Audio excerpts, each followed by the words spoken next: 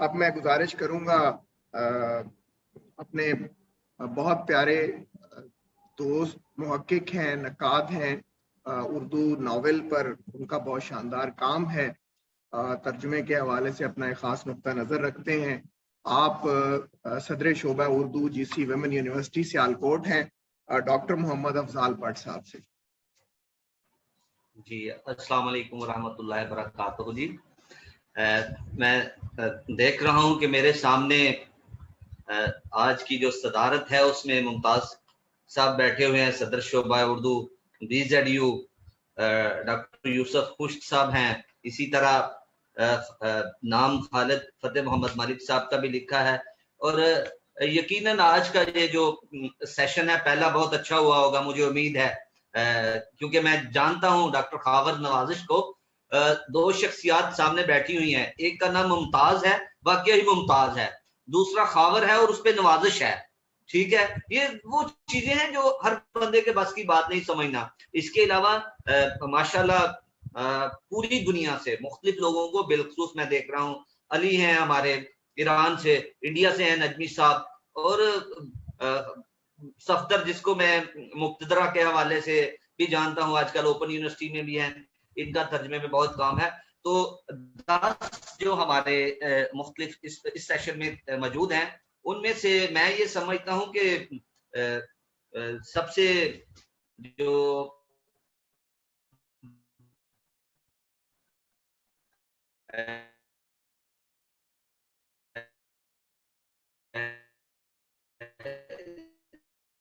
सामने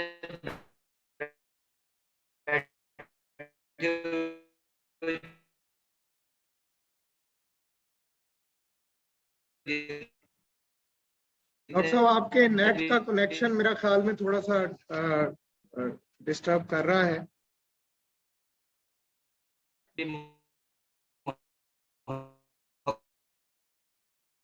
ममालिक में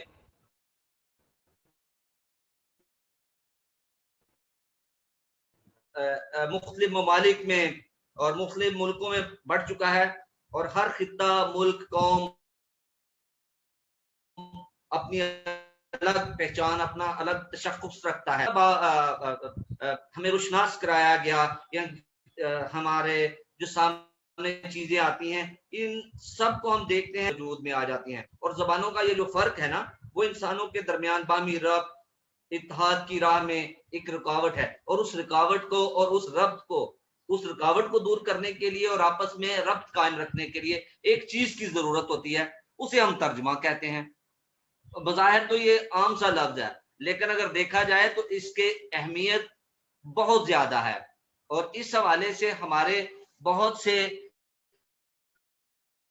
जो दानिश्वर हैं, मुहक्किकीन हैं, उन्होंने बहुत सी अच्छी तहरीरें भी, मुक्तदरा का किरदार है, जैसा कि डॉक्टर सफदर साहब मेरे सामने बैठे हैं, उनका अपना किरदार है, और आजकल जो मुख्तलिफ इदारे हमारे काम कर रहे हैं वो अपनी जगह। लेकिन मैं देख रहा हूँ कि जितना फ्रूटफुली, जितना फोर्स अच्छे अंदाज में हमारे अकादमी अदबियात ने मुख्तलिफ जिहाद को, मुख्तलिफ अदबी असनाफ को प्रमोट कर रहे हैं, तर्जमे के हवाले से भी उनकी कारकर्दगी किसी से कम नहीं होगी इंशाल्लाह। तो मैं आगे चलता हूं कि तर्जमा के जरिए हम दुनिया की तहजीब, मजहब और फिक्र को समझने और उससे फैज़याब होने की कोशिश करते हैं।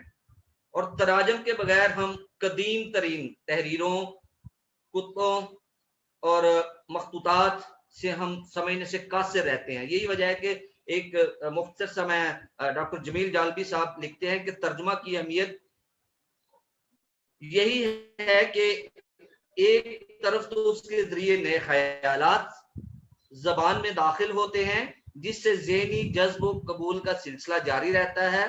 दूसरे, जबानों की कुव्वत इजहार में नए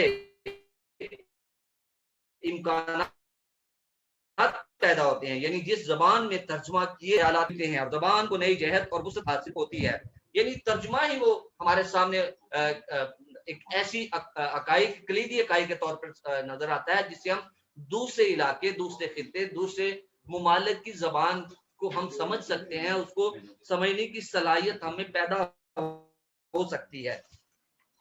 तो बिल्कुल, क्योंकि मैं देख रहा हूं कि 10 लोग हैं, 12:39 का टाइम हो गया है, तो मैं आखिर में चला जाता हूं कि उर्दू जबान में तर्जुमा निगारी की रवायत अब बहुत मजबूत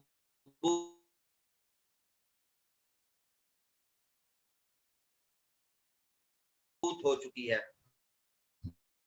एक वक्त था जब लोग, ज्यादातर सरकारी और निजी इदारे हैं, फन्ने तर्जुमा नगारी के हवाले से बहुत सी किताबें भी लिखी गई हैं और उसके असूल और ज़वाबित तय किए गए हैं। बहुत से शौकिया तर्जुमा निगारों ने जब किसी मखसूस खित्ते के अदब को तर्जुमा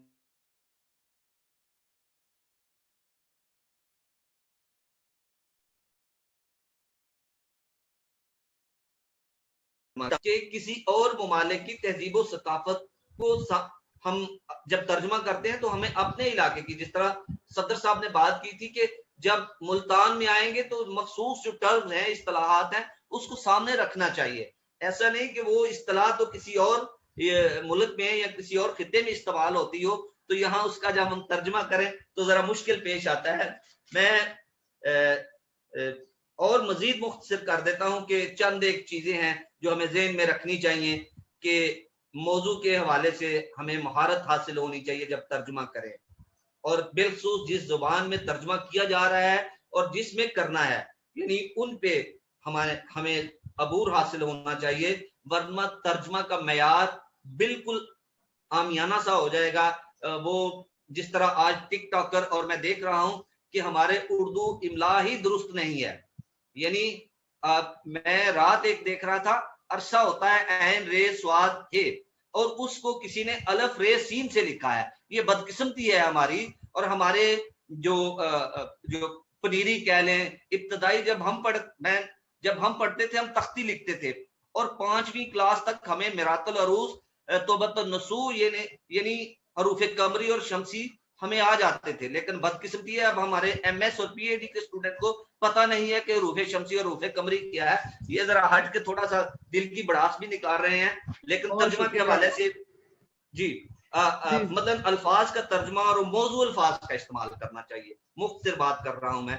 इस्तिलाहात बिलखसूस आप देखें ना, अब इस्तिलाहात कुछ ऐसी हैं जो हूबहू हमें इस्तेमाल वही करनी चाहिए। अब टेबल को टेबल ही हम लिखें, ग्लास को ग्लास लिखें, वो इस्तिलाहात जो हमारे यहाँ राइज हो चुकी हैं उसमें तरमीम करने की जरूरत नहीं है। मैं क्योंकि 2015 में मैंने अपनी यूनिवर्सिटी के एक्ट का तर्जुमा किया, तो वो उस तर्जमे को जब मैंने किसी एक हमारे पंजाब यूनिवर्सिटी में है उस्ताद, उनको दिखाया, तो उन्होंने कहा इसका ये करें, इसका ये करें। मैंने कहा इसका करेंगे तो लोगों को नहीं पता चलेगा कि मजलिसे सदारत, आला मजलिस, ज़बान व अदब में क्या, हम लोग तो समझते हैं, वो लोग नहीं समझते जिन्होंने इसको पढ़ना है। तो इस्तिलाहात का, फिर उसके बाद हमें क़वायद, इसमें ज़मीर, फ़ेल और मुरक्कबात, ज़माना, रमूज़ो काफ का हमें ख्याल रखना पड़ेगा बहुत ज्यादा इसमें, और बलागत, ज़रबुल इमसाल और मुहावरा, रोजमर्रा मुहावरा, इस हवाले से हमें ये मसाइल हैं, इनको हमने सामने रखना है।